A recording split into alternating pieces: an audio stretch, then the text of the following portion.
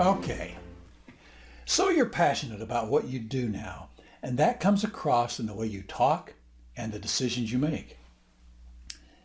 The next challenge is how you're going to pass this on to your staff and your team so that they feel the same way. Well, you really can't expect them to be as passionate about everything as you to begin with, so don't get discouraged. I guess that's the best way I want to put that. Sure, it would be nice if they were, and if they had that implicit motivation that you do, but in reality, a lot of your staff are just there to make money so that they can go home to their partners and kids. They have their own dreams. So how do you motivate them and get them on board? We're going to talk about incentives. This has been a theme of mine for years. Why they don't work.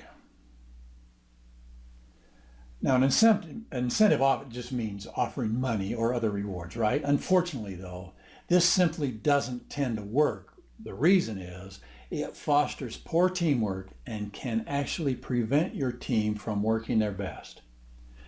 It can even make a team less motivated.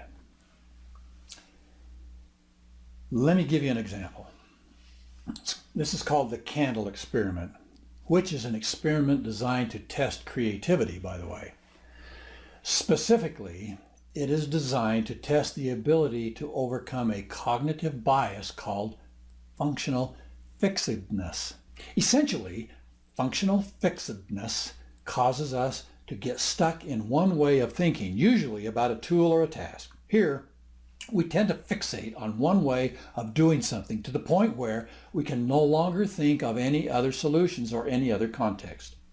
So, for example, if someone were to give you a hammer and ask you to open a window, you might smash the glass rather than use the hammer as a lever to pry the window open. Why?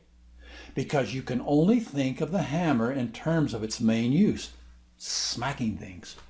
It requires an extra level of creativity to think outside of the box and to look at a hammer as an implement that can be used in any of a wide number of different ways.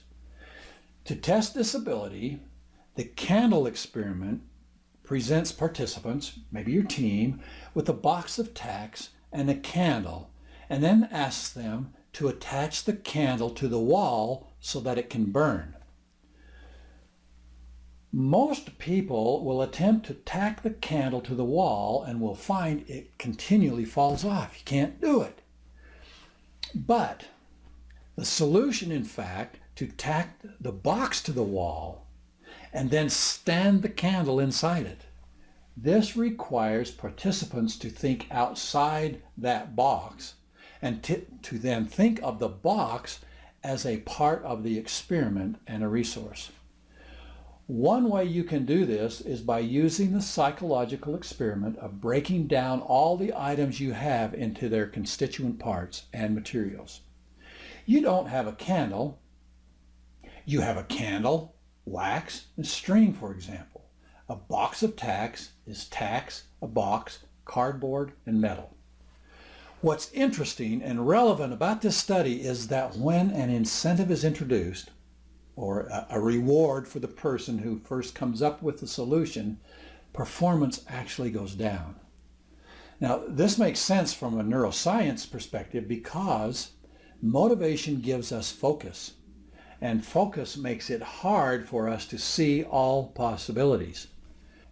The flow states, on the other hand, encourage the brain to produce anandamide, a neurotransmitter that is correlated with creativity and lateral thinking.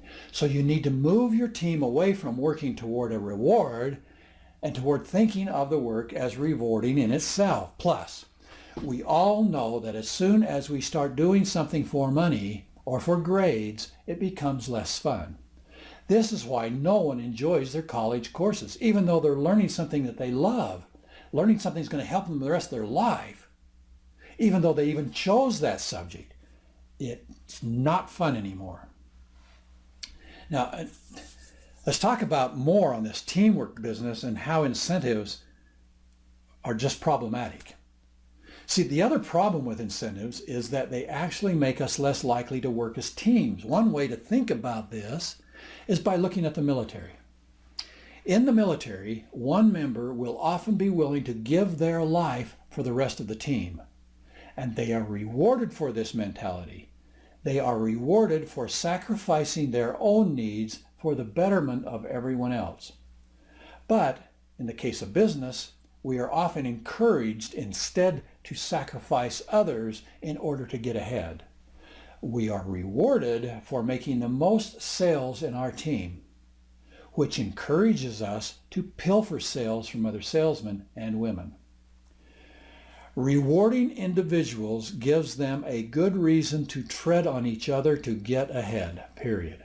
That's why incentives always backfire. Maybe not today, but they will backfire.